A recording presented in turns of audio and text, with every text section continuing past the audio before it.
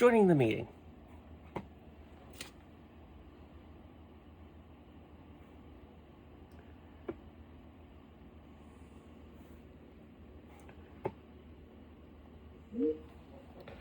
Today's our meeting. We're at 9 o'clock.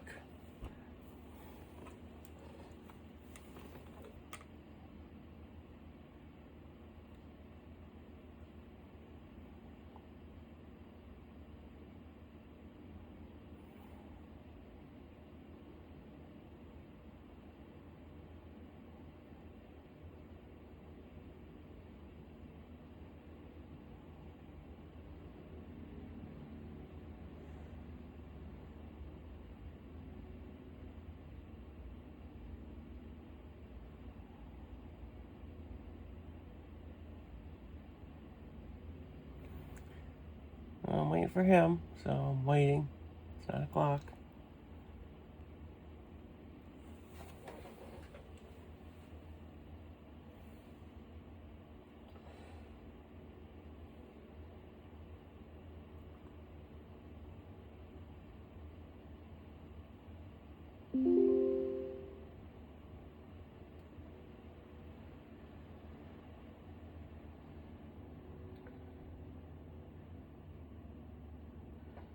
Yeah.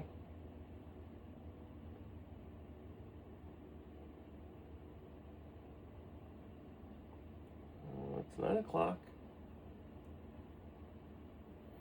For our one-on-one. Yeah, I don't know what we're going to talk about, I'll be honest.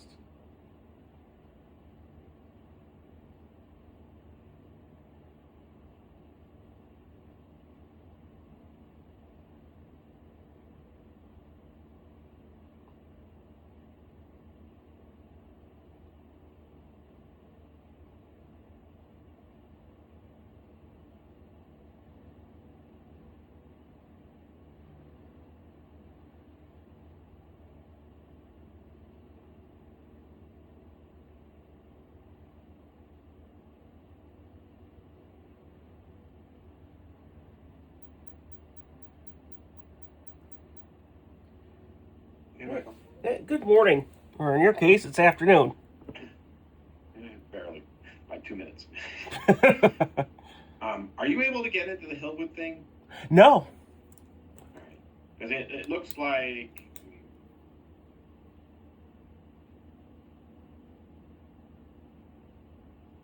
Looks like this for you, right? It's just Yep. like blank. Yep. Okay. All right. I tried to get in this morning to go through the RFIs you answered and then fill in any blanks, and there's a shop drawing I was going to send over to you, but I can't get in there. So, all right, I'll give Joe a call when we get off the phone here and try and find out what the hell's going on. But that definitely screws up my plan for the day because I was planning on getting everything all taken care of today. So. I also sent it to the architects to figure out what's going on to see if they've got the same effect. Okay. So I don't know if the whole Procore system went down. Well, other projects, I'm able to get into Procore, so it's just that one. It looks like it just got disconnected somehow or something. So I'll reach out to him and find out what the hell's going on. Hopefully it's a matter of flicking a switch or something like that. So it's kind of obnoxious. Okay. All right. All right. So you got the memo I sent you last week, or the week before. Any questions on any of that? I'd like to know, and for the record here, basically you're saying budget's more important than life safety. Is that correct? Give me a break, Michael. Okay. Just kill the attitude, okay? We're trying to figure out how we get you getting projects done in the same amount of time that other engineers get the project done. So you're taking a lot longer to get stuff done than what other engineers typically do, including myself. So we need to figure out what is going on here. No, life safety is not important, right? So that's just a ridiculous statement. We need to make sure that our designs are safe and we're doing things the way they need to be doing. But for some reason, your process or whatever it is that you're doing is taking a lot longer to get things done to the point where you're hardly getting anything done, right? So I'm here to try and help you figure that out, figure out how we can get you on track so that you can be successful here. That's the whole point of these meetings every week, okay? and you need to approach it with a positive attitude so that we can somehow get this on track. Okay. Okay. So, do you have any questions on what was in that letter or anything like that? No, I don't. I want to think about it a little bit. I've been very busy trying to get other projects done, so just a lot to do. Well, right now, I mean, we're not super busy right now. That's why I'm trying to get you started on the Fraser Metal building, because there's not a whole lot else going on. We're not getting a whole lot of work out of California these days. So we want to, like I said, part of this is trying to get that work back in California so that we can keep you busier. So kind of go over how since we last talked, how has your week's been going? What have you been working on this week? Let's just focus on this week. It's Thursday now. What have you been working on this week? This week's been trying to get the enclosures done for Fort Palo Alto. Got one of them done. There was plan check comments. I'm working on the second one. I'm still waiting for the architect to respond back with questions I had asked him. So I've given him all the drafting I can give him at that point. Number one. I've got to work on enclosure 3 because I've got a strategy for it. Yesterday I did, some work on, the pre-engineered metal building, so I started doing that. And say that again. What was that last thing? The pre-engineered metal building. So basically, I sized the footings and things like that. That I started. So that I have the loads. Cinco? Yeah, the one you gave me. So I started that and the reason I'm doing Did you see? I can't remember if I told you this or not. When you and me and Culver met, I don't think I showed you the building reactions they provided us. Did I show you that to you? Did I tell you about that? Did you find that? I found that. That's how I was able to size the footings. Okay, all right. Well, I just want to make sure you weren't coming up with your own reactions or whatnot. They did give that to us, and I couldn't remember if I had told you about that or not, but it was all in the same folder. So, okay. One thing with that, let me get off task here, but they provided, and I forwarded the drawings over to you this morning. They provided the existing drawings. Did you take a peek at those at all? I did. Basically, there's an issue with one of the footing in relation to the column. They give no location of where it is. Well, there is no footing. If you look at their section there, what they did is they have a slab, and then they haunch the slab around the perimeter, and they have a 4-foot wide continuous footing for the whole length of the building, and the columns are sitting on this 4-foot wide continuous footing. Yeah, the sections. Yeah, I saw that. Yeah, technically that's a footing. What I'm saying is basically the distance from the edge of the slab to where that column is. There's no information on it. Oh, but I've never seen anybody do a pre-engineered metal building that way. That'd be kind of a weird analysis to do, considering that most of the load is an upward load. You'd have to look at essentially a strip footing with a giant upward load and making sure that it has enough oomph between there and the next column to support the load. So I was going to have a conversation with that pre-engineered metal building guy that hired us and say, is this how you guys want us to do this? Because this isn't how I normally do it. How I normally do it is what I showed you guys at the hang, the spread footing and a very clear design and a pier, and the weight of the pier and the footing support the load of the uplift stuff. I haven't done one that way before. Have you ever done one like that before? For a small one I did a long time ago. I've seen that. Some of them they do they bury basically the column, which I would not advise in this case because you don't want to have a fixed base for their frames. Usually it's a pin. Bury the column down in the concrete? I've seen some of them do it. I've seen some of them put it above. So it really depends on what they're... definitely above.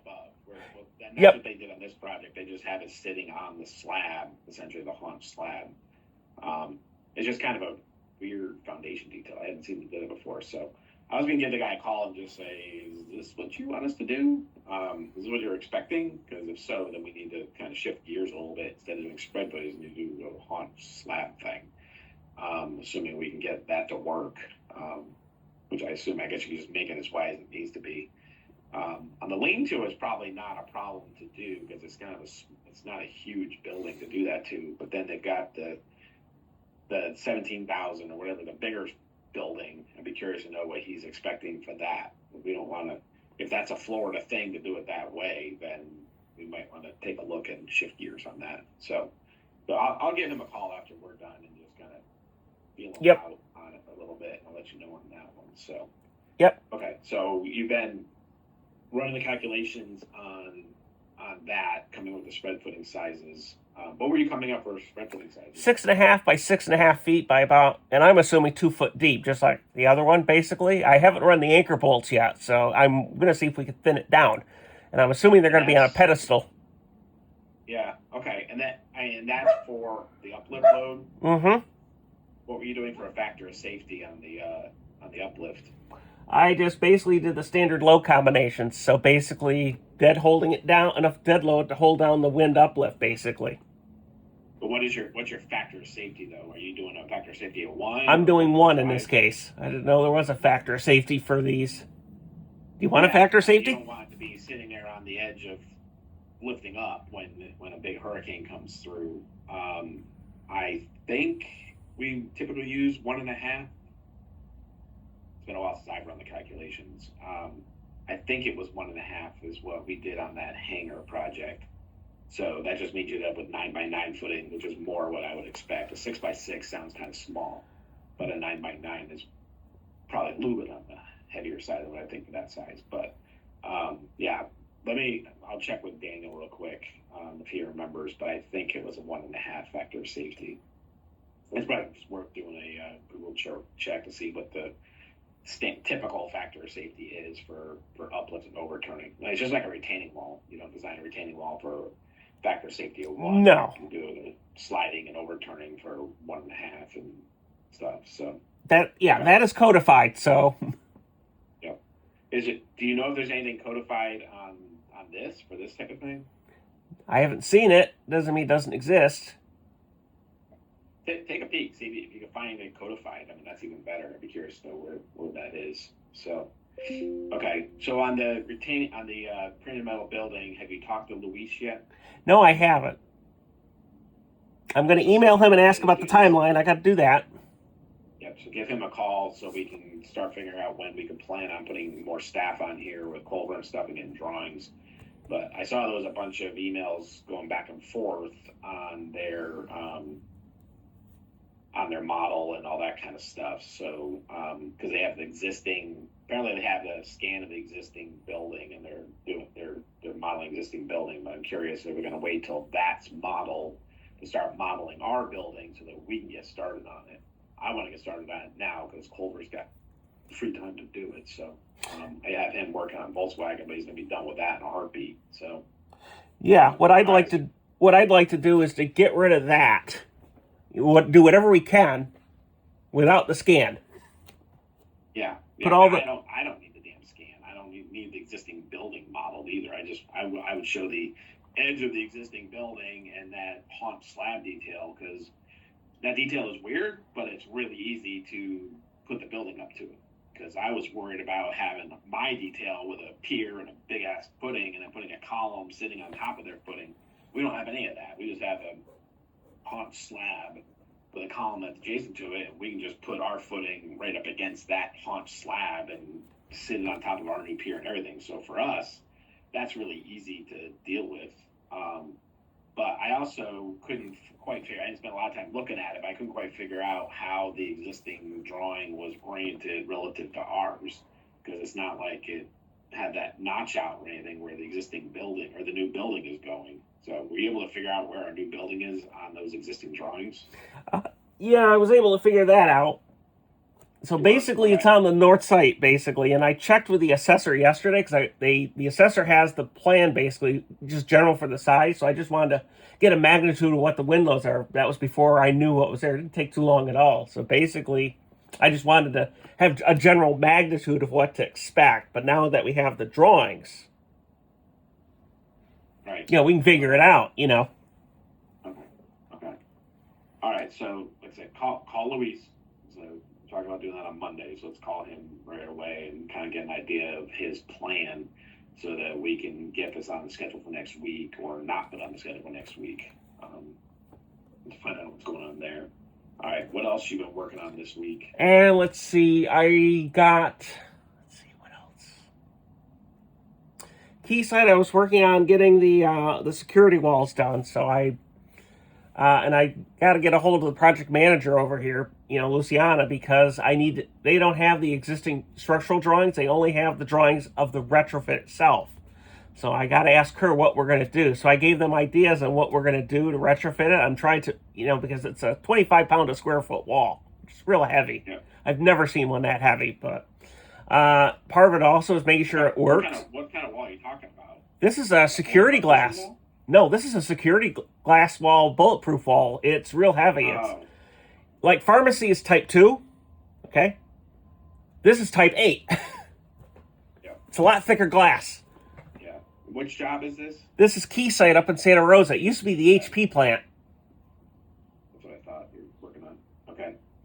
And what else? Starbucks got permitted. I got a hip hooray from down in Irvine. They told me they got their permit. That one's done then? Yep. Irvine's done. Yep. That job is done. They got their permit. The other one, I want to follow up with Ellen Curtis, be sure they're ready for their plan check comments, because I didn't have any. Yep. They were just filling out the form, but I want to be sure she's taken care of before. I got to find out when that's going to happen before she decides to go get her permit. Because I don't like, because I worry about in California, they charge money after. Most building departments in California, and I've seen this because I was told about it because I worked in them, when you do the review, you get 1 initial review and 2 re-reviews. That's covered. Anything after that, they charge per hour. Yeah. I don't want to be charged per hour because the client has to pay for that, and that's not good. Yeah. Well, it's not for us to worry about that sort of stuff too much. So let the architects sort that out, and if they need us more on it, then we'll do what they need to do. All right, what else you got on your plate? That is it. Well, I was going to go back on Hillwood, the stuff without the what's on the computer, so I wanted to figure out what's going on with that first. If I can't answer, what happens? Yeah. Well, I'll like I said, I'll get on the phone with them as soon as you get off this call and try and find out what the hell's going on with that, because that's what I was planning on doing this afternoon was finalizing all this Hillwood stuff. So what do you have left on your plate to do on Hillwood?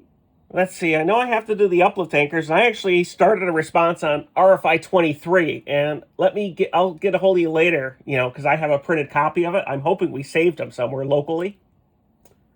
I don't know if... that reminds me, while we're thinking of it, Yamini told me that we're supposed to be saving all of our RFI responses locally, which I have not been doing. Most projects now, we just put it into Procore and forget about it because it's so easy. But now she wants us to reply to it and then save it in the project folder as an RFI response in the CA folder. 1, I'm not exactly sure how to do that, and 2, I'm not exactly sure where her CA folder is. So we need to start doing that in every one, and we probably need to go back and find all our previous RFIs that we responded to and save those down or whatnot. But I've just gotten out of the habit of it because most of the contractors, we haven't been doing that since Procore's got it all there. I haven't been worried about that too much, but she wants us to start doing that. So start doing it going forward, and we'll have to figure out where and how and all that kind of shit once the website's up and running again. Yep. All right, so you got the Sophia did the free body diagram stuff of the walls, and then you're checking the anchors that we have on our details, make sure the anchor works. At this point, we need to make sure the anchor works. Yep. The reason I didn't give her to do it, at first I thought it was going to be Omega, because it's in the concrete. And then when she did one of them, I had her do one. It was a massive number, and I said, that's not right. That seems massive, 100 kips. That doesn't seem right, because an adhesive anchor, you can't get 100 kips out of 3 of them. Yeah. That is not in that magnitude is what I'm saying. It's somewhere, usually I've heard 3, 4, 5 kips, but not to get 100, and I didn't want to rework it. That's why I wanted to read the code and see if that's real or not, if I had missed something that they did, because Building 9 does not have a big one. So there has to be a code basis somewhere. Okay. All right. What else you got on Hillwood on your plate? That's it. I'd have to check the list of the RFIs. For some reason, I'm still getting told emails on the overdue RFIs, but we can't log in. Are you getting those? Yeah, I get them. So that's why I was going to go through. I meet with them like twice a week, so that I know they're not hot on anything. So I haven't been worried about that too much. And anything that is hot, they're emailing me directly, and I'm responding to them. They had some questions on some dowel baskets and stuff like that I responded to them right away, like within minutes. And they were okay with all that stuff. So they're not upset about anything at this point. We're just keeping up with it. But I do want to go through those multi-question RFIs where you answered some of them, see which, and I went in and answered some of those already and submitted those. I need to get in there and see. There's probably 3 RFIs that we need to respond to, and then we'll be all caught up on that thing. So, but yeah, we need to be logging less time on that project.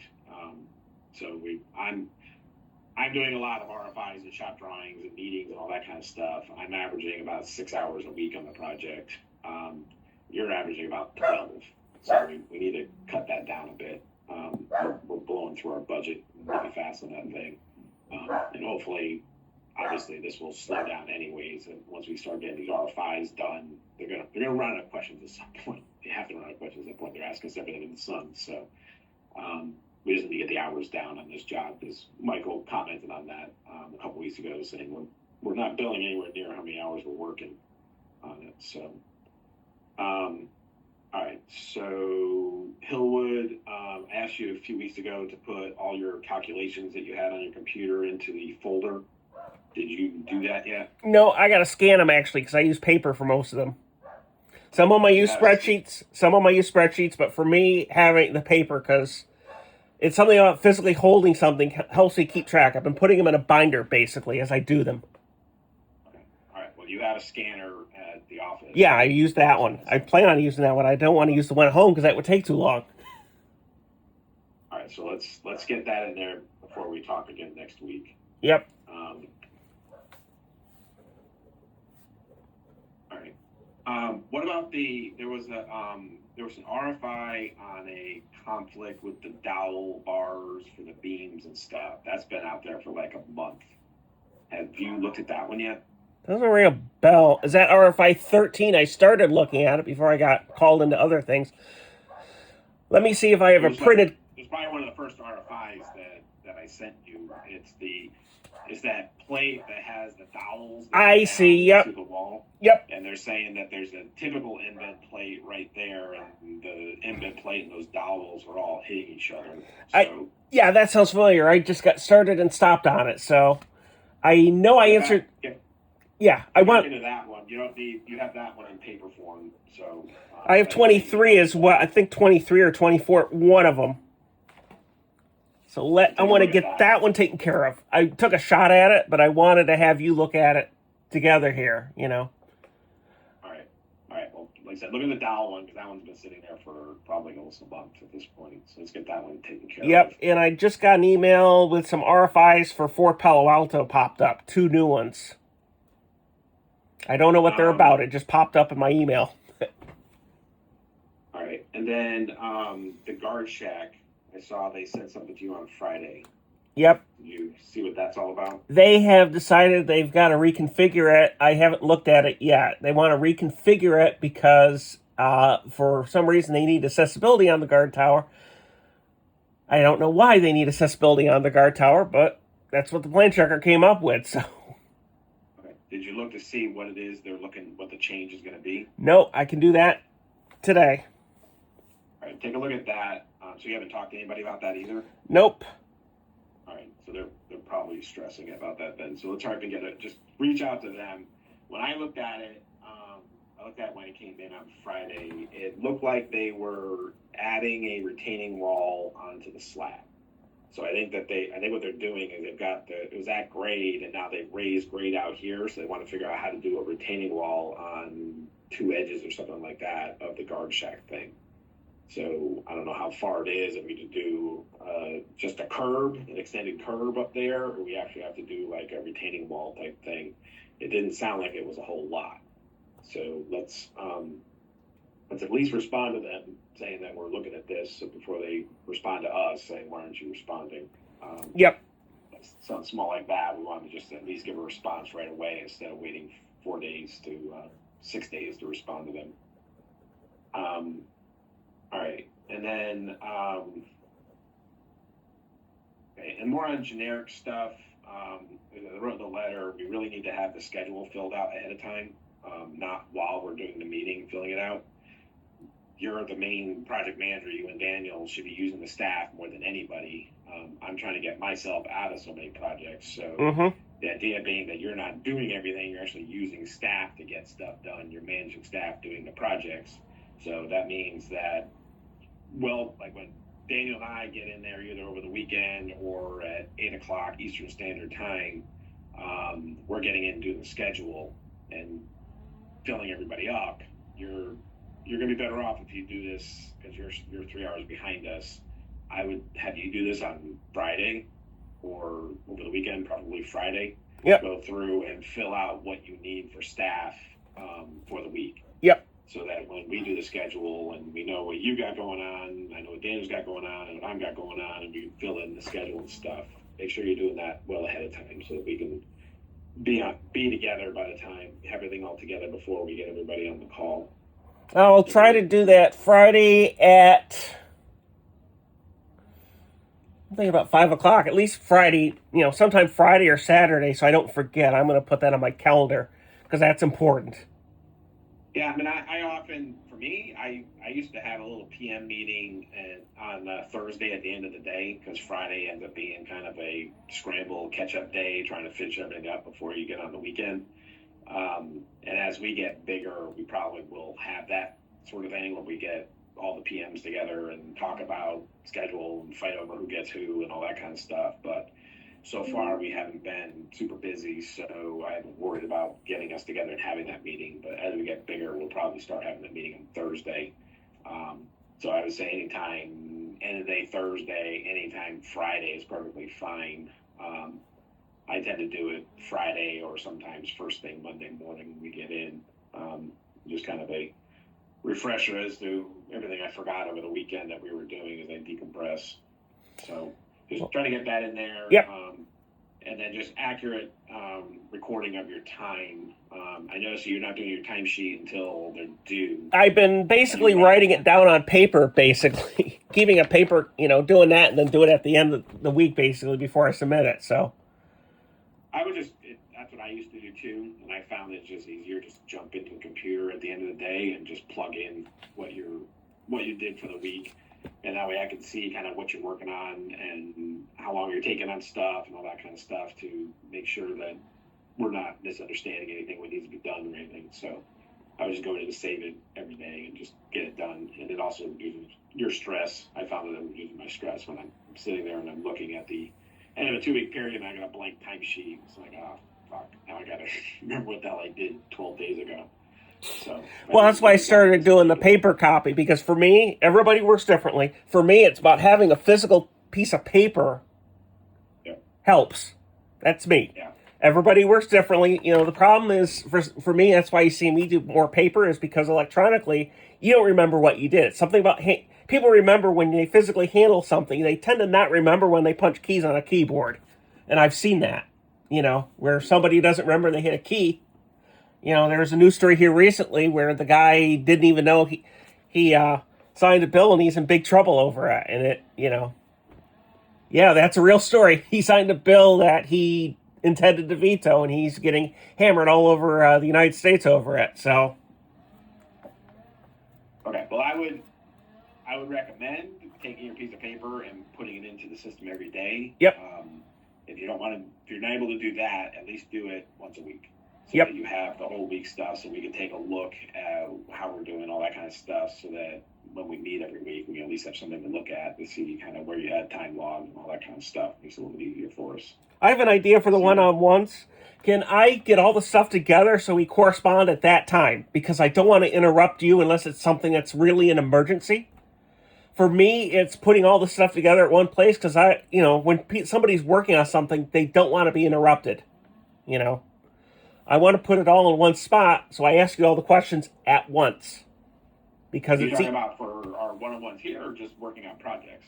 both. Working on the projects too, if I have questions, because I don't want to burn through budgets and things like that, I would rather ask the question first.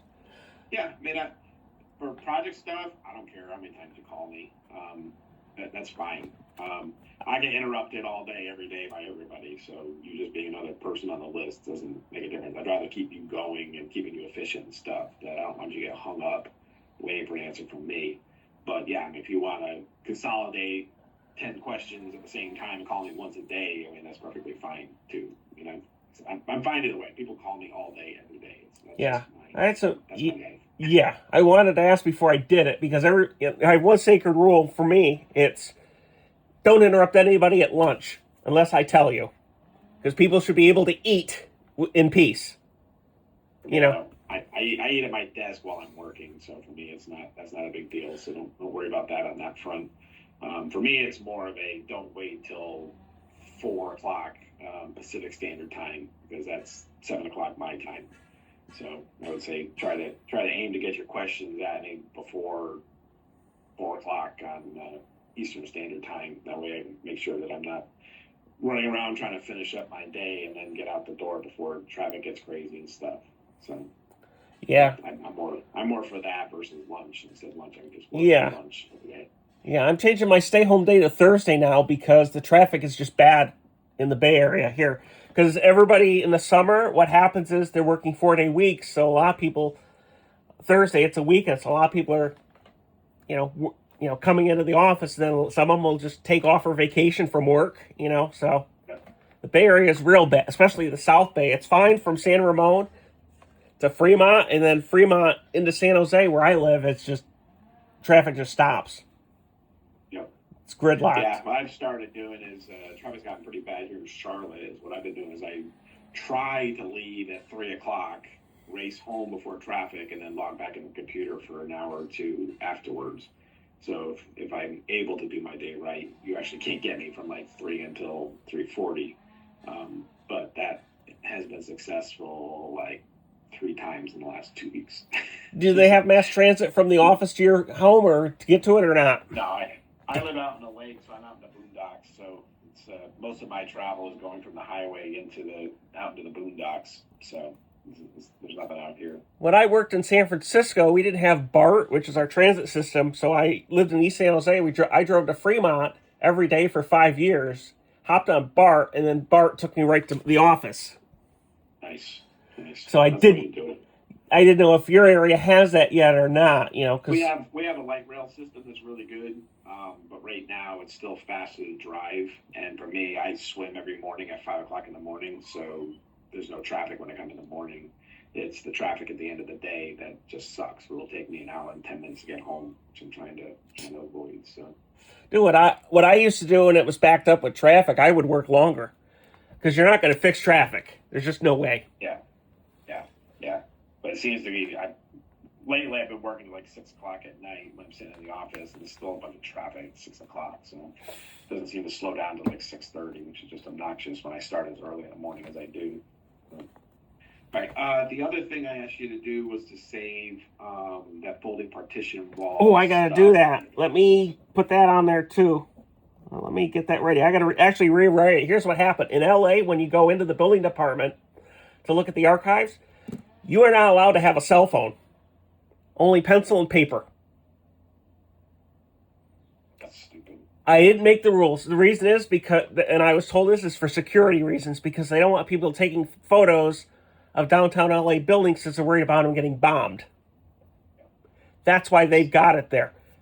I'm not the city attorney. I wish I were. I would change that rule.